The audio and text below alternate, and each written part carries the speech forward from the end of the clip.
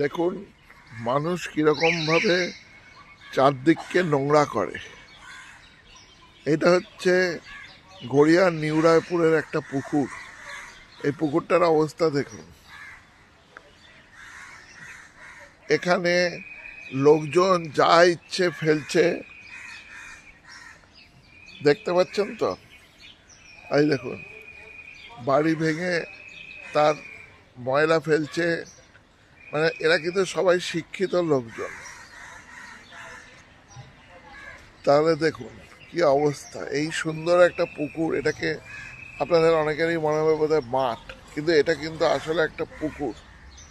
চারদিকে ডেঙ্গি হচ্ছে, তবুও এদের কোনো খেয়াল নেই। তারপরে বলবে সরকারের জন্য ডেঙ্গি হচ্ছে, কিন্তু এরা যে নিজেরা একটু সতর্ক হবে সেদিকে এদের কোনো রকম খেয়াল নেই।